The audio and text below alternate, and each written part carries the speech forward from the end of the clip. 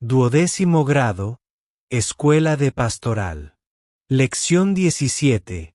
El obispo, heraldo de la fe. ¿Sabías que los obispos no son solo líderes religiosos, sino heraldos de la fe con una misión que podría cambiar tu vida espiritual? En este video, se te revela el poder y la responsabilidad de los obispos según el Concilio Vaticano II, como su autoridad está ligada a la de los apóstoles, y porque su labor es clave para la salvación de las almas, incluida la tuya. ¿Estás listo para descubrir el corazón de la Iglesia Católica como nunca antes? Déjame un amén en los comentarios. Oración.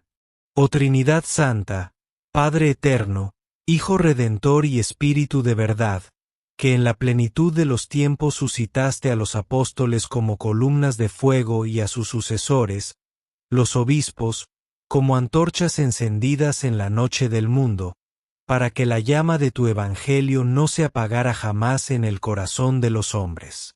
Concede a este siervo tuyo la gracia de contemplar con ojos purificados el misterio sagrado de la sucesión apostólica, donde la autoridad de los pastores no es poder humano, sino el eco vivo de tu voz, que resuena desde el Gólgota hasta el fin de los tiempos.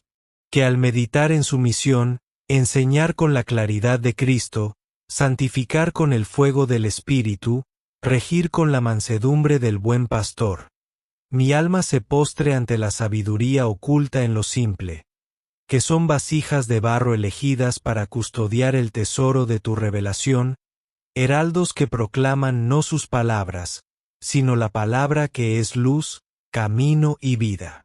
Ilumina mi intelecto para comprender que su jurisdicción no es dominio, sino servicio, su doctrina no es opinión, sino depósito santo, y su unión contigo, oh Cristo, es el vínculo que salva al mundo de su propia sombra. Que al escuchar sus enseñanzas, reconozca el latido de tu corazón en cada verdad proclamada, en cada corrección amorosa, en cada llamado a la conversión. Haz que mi corazón arda, como el de los discípulos de Emaús, cuando ellos, sucesores de los 12, rompan el pan de tu palabra y me revelen, en la fracción del misterio, que tú estás vivo en medio de nosotros. Espíritu de Pentecostés, que descendiste sobre el colegio apostólico y hoy alientas al colegio episcopal con el mismo soplo de fuego, derrama sobre mí tu don de discernimiento, para que sepa reconocer en sus voces la armonía celestial que une a Pedro con los demás pastores, y a la Iglesia dispersa en una sola fe, una sola esperanza, un solo bautismo. Que nunca confunda la unidad en la verdad con la uniformidad de los hombres, ni la libertad de los hijos de Dios con la rebeldía del que rechaza tu yugo suave. Dame, Señor, un corazón de discípulo que se deje guiar por quienes tú mismo has puesto como centinelas de la aurora, para que anuncien no solo el día de tu gloria, sino también la hora de la misericordia para los perdidos, la justicia que eleva al pobre, la paz que vence al odio. Que su solicitud por las ovejas descarriadas, su valentía ante los poderes del mundo, y su ternura con los pequeños, sean para mi espejo de tu rostro, y su fidelidad al depósito de la fe, garantía de que tu promesa no fallará. Te doy gracias, Padre de las luces, por el don inefable de una Iglesia una, santa, católica y apostólica, donde los obispos, como estrellas en la noche de la historia, señalan el camino a Belén, al Calvario y a la Jerusalén celestial. Que su magisterio sea para mi farol en las tormentas, su santidad espejo de mi propia llamada a la santidad, y su comunión contigo prueba de que el cielo ya mora entre nosotros. Por Cristo, nuestro sumo sacerdote, que eligió a hombres frágiles para hacerlos instrumentos de tu poder, y por María, Reina de los Apóstoles, que intercede por quienes continúan la obra de su Hijo. Amén. En la Iglesia particular, el pastor ha de mirar por el bien de su grey. 41. La misión confiada a cada uno de los obispos. Los obispos, como sucesores de los apóstoles, están llamados a participar en la misión que Jesucristo mismo confió a los 12 y a la Iglesia. Nos lo recuerda el Concilio Vaticano II.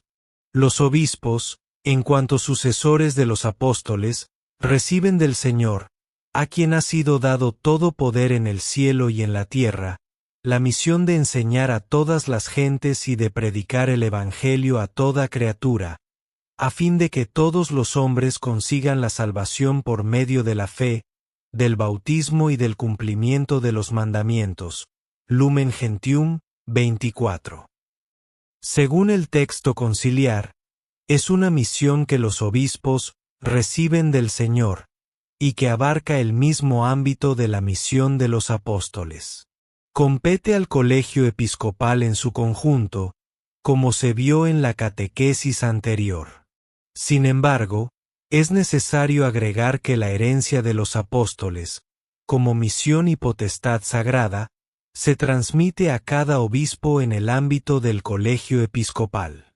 Esto es lo que se explicará en la catequesis de hoy, recurriendo, sobre todo, a los textos del concilio, que ofrecen las instrucciones más autorizadas y competentes sobre este tema. La misión de cada obispo se realiza en un ámbito bien definido. Efectivamente, leemos en el texto conciliar: cada uno de los obispos, que es puesto al frente de una iglesia particular, ejerce su poder pastoral sobre la porción del pueblo de Dios a él encomendada, no sobre las otras iglesias ni sobre la Iglesia universal. Lumen Gentium 23. Es una cuestión cuya norma se apoya en la misión canónica conferida a cada obispo. En todo caso, la intervención de la autoridad suprema es garantía de que la asignación de la misión canónica se haga no solo en función del bien de una comunidad local, sino para el bien de toda la Iglesia, con vistas a la misión universal común al episcopado unido al sumo pontífice. Este es un punto fundamental del ministerio petrino. La mayoría de los obispos ejerce su misión pastoral en las diócesis. ¿Qué es una diócesis? El decreto conciliar Christus Dominus sobre los obispos responde a esta pregunta de la siguiente manera. La diócesis es una porción del pueblo de Dios que se confía al obispo para ser apacentada con la cooperación de sus sacerdotes, de suerte que, adherida a su pastor y reunida por él en el Espíritu Santo por medio del Evangelio y la Eucaristía, constituya una iglesia particular, en la que se encuentra y opera verdaderamente la Iglesia de Cristo, que es una, santa, católica y apostólica. Christus Dominus 11. Así pues, según el concilio, toda iglesia particular vive de la vida de la Iglesia universal, que es la realidad fundamental de la Iglesia. Este es el contenido más importante y específico de la diócesis, que forma parte de la Iglesia universal, no sólo como porción del pueblo de Dios circunscrito regularmente a un territorio, sino también con características y propiedades particulares que merecen respeto y estima. En algunos casos, se trata de valores de gran importancia y de amplia irradiación en cada uno de los países incluso, en la Iglesia universal, como testimonia la historia. Pero se puede decir que siempre y por doquier la variedad de las diócesis contribuye a la riqueza espiritual y a la realización de la misión pastoral de la Iglesia. El ámbito de la jurisdicción episcopal. Leemos también en el concilio: todos y cada uno de los obispos, a quienes se ha confiado el cuidado de una iglesia particular, apacientan sus ovejas en el nombre del Señor, bajo la autoridad del romano pontífice, como pastores propios, ordinarios e inmediatos de ellas, ejerciendo su oficio de enseñar, santificar y regir, Christus Dominus, 11.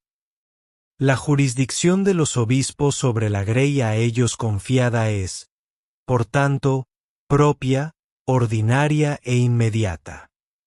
Sin embargo, el buen orden y la unidad de la Iglesia exigen que sea ejercida en íntima comunión con la autoridad del Sumo Pontífice. Por estas mismas razones, los obispos reconozcan los derechos que competen legítimamente tanto a los patriarcas como a otras autoridades jerárquicas. Christus Dominus, 11, según la articulación que históricamente presenta la estructura de la Iglesia en los diversos lugares. Pero, como subraya el concilio, el hecho más importante y decisivo es que los obispos ejercen la misión pastoral en nombre del Señor. La vocación misionera de los obispos. Considerada en esta perspectiva, la misión de los obispos, en su valor institucional, espiritual y pastoral, en relación con las condiciones de las diversas categorías del pueblo confiado a ellos, se presenta del siguiente modo. Atiendan los obispos a su cargo apostólico como testigos de Cristo ante todos los hombres, proveyendo no solo a los que siguen al mayor de los pastores, sino consagrándose también con toda su alma a los que, de cualquier modo, se hubieren desviado del camino de la verdad e ignoran la misericordia saludable, hasta que todos, por fin, caminen en toda bondad, justicia y verdad. Efesios capítulo 5 versículo 9. Christus Dominus, 11. Los obispos, por consiguiente, están llamados a ser semejantes al Hijo del Hombre, quien ha venido a buscar y salvar lo que estaba perdido. Lucas capítulo 19 versículo 10, como dijo Jesús durante su visita a la casa de Zaqueo. Esta es la esencia misma de su vocación misionera. La atención pastoral a todos los fieles. Con el mismo espíritu, prosigue el concilio.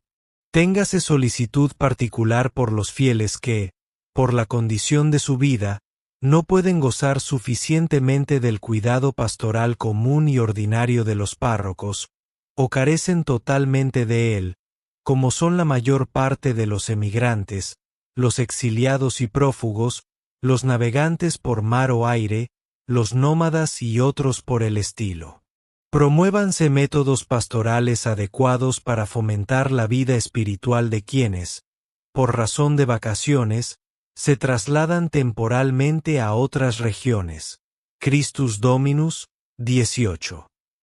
Todas las categorías, todos los grupos, todos los estamentos sociales, es más, cada una de las personas que pertenecen a las articulaciones nuevas y antiguas de la sociedad, entran dentro de la misión pastoral de los obispos, dentro o más allá de las estructuras fijas de sus diócesis, así como los abarca el abrazo universal de la Iglesia. Los obispos y las estructuras de la sociedad. En el cumplimiento de su misión, los obispos se hallan en relación con las estructuras de la sociedad y con los poderes que la gobiernan.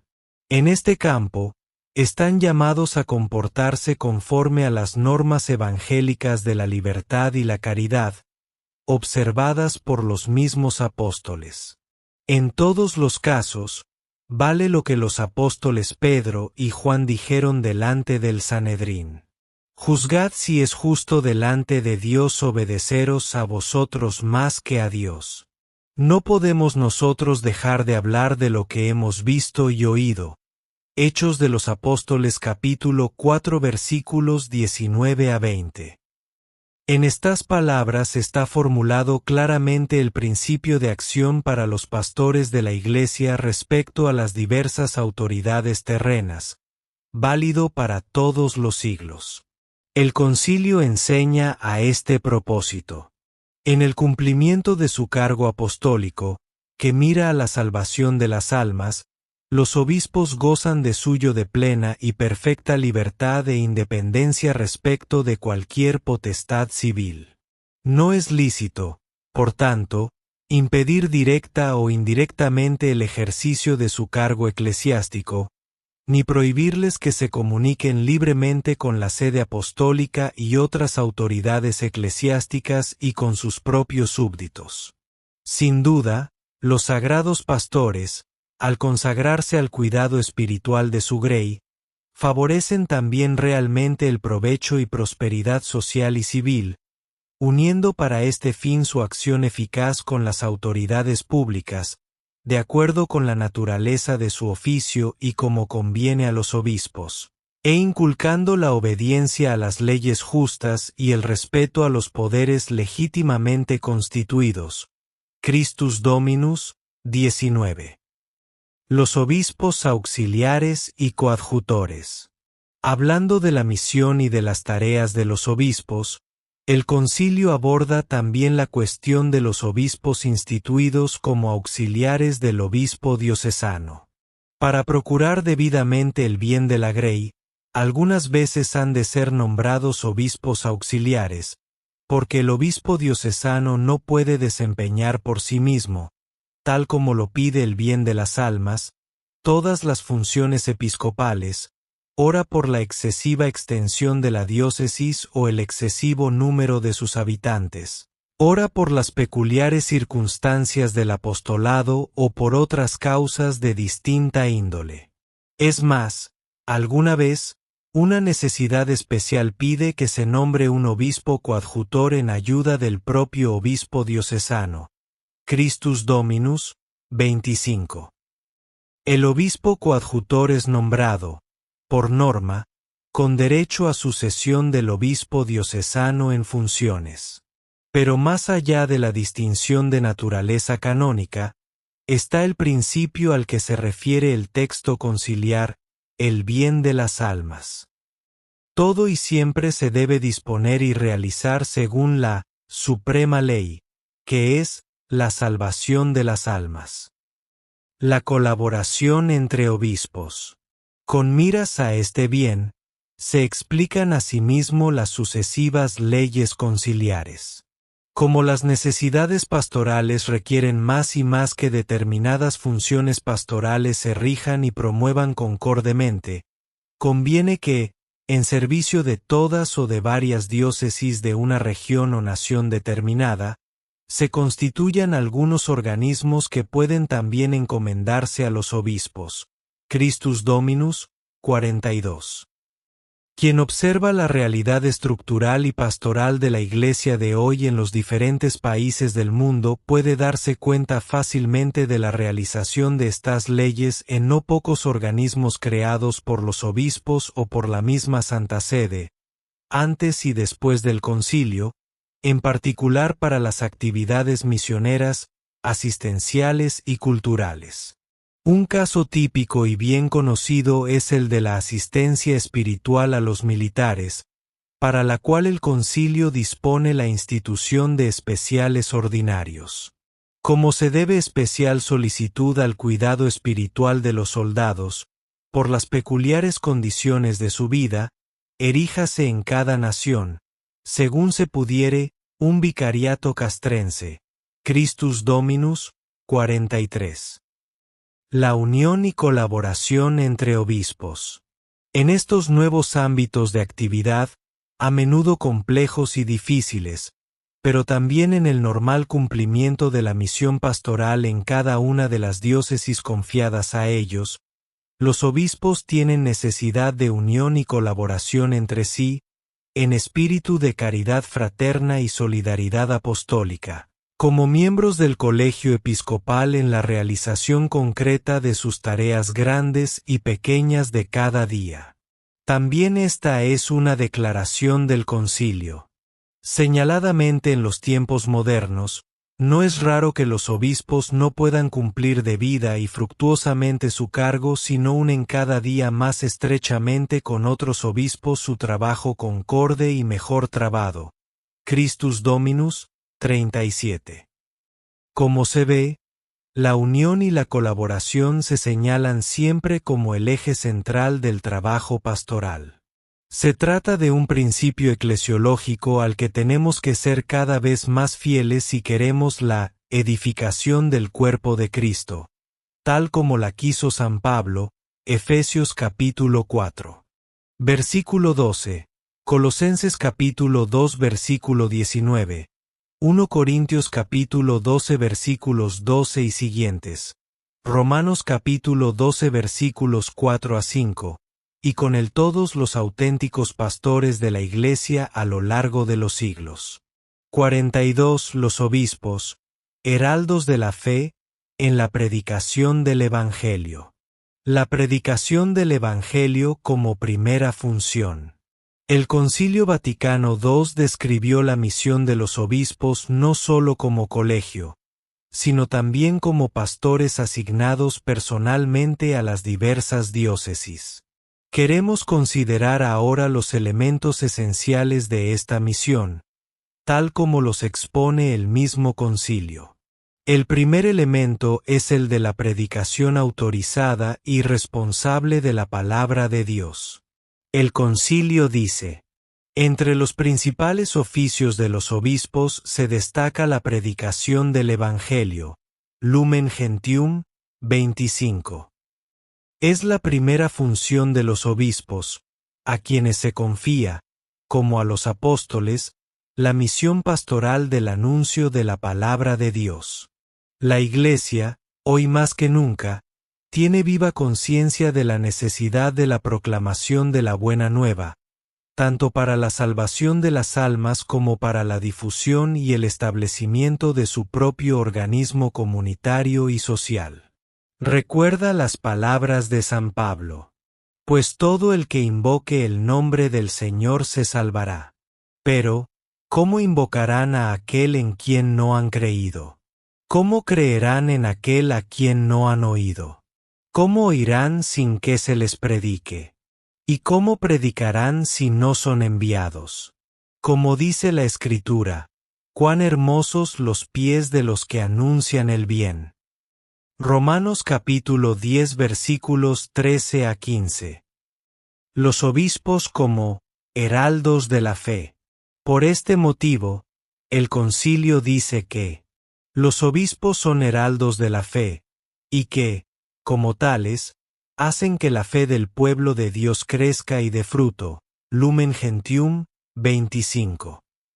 El concilio enumera, después, las tareas de los obispos con vistas a esta función principal de ser heraldos. Proveer a la instrucción religiosa de jóvenes y adultos. Predicar la verdad revelada, el misterio de Cristo, en su totalidad e integridad. Recordar la doctrina de la Iglesia, especialmente sobre los puntos más expuestos a errores. En efecto, leemos en el decreto Christus Dominus: en el ejercicio de su deber de enseñar, anuncien a los hombres el Evangelio de Cristo, deber que descuella entre los principales de los obispos, llamándolos a la fe por la fortaleza del Espíritu o afianzándolos en la fe viva. Propónganles el misterio íntegro de Cristo, es decir, aquellas verdades cuya ignorancia es ignorancia de Cristo, e igualmente el camino que ha sido revelado por Dios para glorificarlo, y por eso mismo para alcanzar la bienaventuranza eterna. Christus Dominus 12. El concilio exhorta, además, a los obispos a presentar esta doctrina de modo adecuado a las necesidades de los tiempos. Expongan la doctrina cristiana de manera acomodada a las necesidades de los tiempos, es decir, que responda a las dificultades y problemas que agobian y angustian señaladamente a los hombres, y miren también por esa misma doctrina, enseñando a los fieles mismos a defenderla y propagarla. Christus Dominus 13. La dimensión histórico-social de la predicación. Entra en el ámbito de la predicación, a la luz del misterio de Cristo, la necesidad de la enseñanza sobre el valor verdadero del hombre, de la persona humana y también de las cosas terrenas.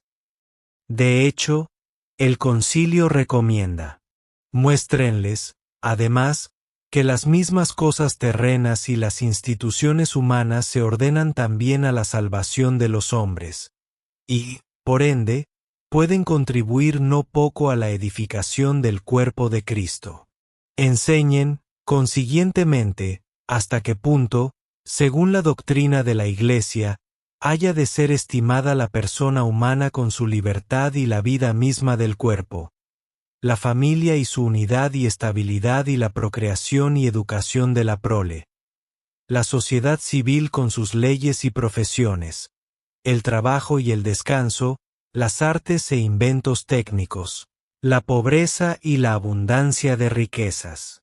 Expongan, finalmente, los modos como hayan de resolverse los gravísimos problemas acerca de la posesión, incremento y recta distribución de los bienes materiales, sobre la guerra y la paz y la fraterna convivencia de todos los pueblos. Christus Dominus, 12. Se trata de la dimensión histórico-social de la predicación, y del mismo Evangelio de Cristo transmitido por los apóstoles con su predicación. No hay que maravillarse de que el interés por el aspecto histórico y social del hombre ocupe hoy mayor espacio en la predicación, aunque ésta tiene que realizarse siempre en el ámbito religioso y moral que le es propio. La solicitud por la condición humana, agitada y afligida actualmente en el plano económico, social y político, se traduce en el esfuerzo constante de llevar a los hombres y a los pueblos el auxilio de la luz y de la caridad evangélicas. La respuesta de los fieles a la enseñanza de los obispos. Los fieles deben responder a la enseñanza de los obispos adhiriéndose a ella con espíritu de fe. Los obispos, cuando enseñan en comunión con el Romano Pontífice, deben ser respetados por todos como testigos de la verdad divina católica. Los fieles, por su parte, en materia de fe y costumbres, deben aceptar el juicio de su obispo, dado en nombre de Cristo, y deben adherirse a él con religioso respeto. Lumen Gentium, 25. Como se puede ver, el concilio precisa que la condición esencial del valor y de la obligatoriedad de la enseñanza de los obispos es que estén y hablen en comunión con el Romano Pontífice. Sin duda alguna, todo obispo tiene su propia personalidad y propone la doctrina del Señor sirviéndose de las capacidades de que dispone. Pero, precisamente porque se trata de predicar la doctrina del Señor confiada a la Iglesia, debe mantenerse siempre en comunión de pensamiento y de corazón con la cabeza visible de la Iglesia. La infalibilidad del magisterio episcopal. Cuando los obispos en la Iglesia enseñan universalmente como definitiva una doctrina de fe o de moral, su magisterio goza de una autoridad infalible. Es otra afirmación del concilio. Aunque cada uno de los prelados no goce por sí de la prerrogativa de la infalibilidad, sin embargo, cuando, aun estando dispersos por el orbe, pero manteniendo el vínculo de comunión entre sí y con el sucesor de Pedro, enseñando auténticamente en materia de fe y costumbres, convienen en que una doctrina ha de ser tenida como definitiva. En ese caso proponen infaliblemente la doctrina de Cristo. Pero todo esto se realiza con mayor claridad cuando, reunidos en concilio ecuménico, son para la Iglesia universal los maestros y jueces de la fe y costumbres, a cuyas definiciones hay que adherirse con la sumisión de la fe. Lumen Gentium, 25. La infalibilidad del Romano Pontífice. El Romano Pontífice, como cabeza del Colegio de los Obispos, goza personalmente de esta infalibilidad, que se tratará en una próxima catequesis. Por ahora, completemos la lectura del texto conciliar acerca de los obispos. La infalibilidad prometida a la Iglesia reside también en el cuerpo de los obispos cuando ejerce el supremo magisterio en unión con el sucesor de Pedro. A estas definiciones nunca puede faltar el ascenso de la Iglesia por la acción del mismo Espíritu Santo, en virtud de la cual la grey toda de Cristo se mantiene y progresa en la unidad de la fe. Lumen Gentium 25.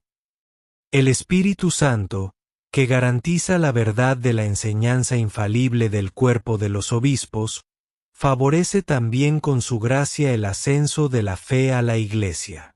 La comunión en la fe es obra del Espíritu Santo, alma de la Iglesia. El depósito de la revelación. El concilio afirma también esta infalibilidad que el Divino Redentor quiso que tuviese su Iglesia cuando define la doctrina de fe y costumbres, se extiende tanto cuanto abarca el depósito de la revelación. Más cuando el romano pontífice o el cuerpo de los obispos juntamente con él definen una doctrina, lo hacen siempre de acuerdo con la misma revelación, a la cual deben atenerse y conformarse todos, y la cual es íntegramente transmitida por escrito o por tradición a través de la sucesión legítima de los obispos, y especialmente por cuidado del mismo romano pontífice, y, bajo la luz del Espíritu de verdad, es santamente conservada y fielmente expuesta en la Iglesia. Lumen Gentium 25. La custodia del depósito de la revelación. Por último, el concilio asegura: el depósito de la revelación debe ser custodiado santamente y expresado con fidelidad. Lumen Gentium 25. Todo el cuerpo de los obispos, por consiguiente, unido al romano pontífice, tiene la responsabilidad de custodiar constante y fielmente el patrimonio de verdad que Cristo confió a su Iglesia. Cuida el depósito de la revelación, recomendaba San Pablo a su discípulo Timoteo, 1 Timoteo capítulo 6 versículo 20, a quien había confiado el cuidado pastoral de la Iglesia de Efeso, 1 Timoteo capítulo 1 versículo 3. Todos nosotros, obispos de la Iglesia Católica, debemos sentir esta responsabilidad. Todos sabemos que, si somos fieles en la custodia de este depósito, siempre tendremos la posibilidad de conservar íntegra la fe del pueblo de Dios y asegurar la divulgación de su contenido en el mundo actual y en las generaciones futuras. 12º grado, Escuela de Pastoral, Lección 17, fin.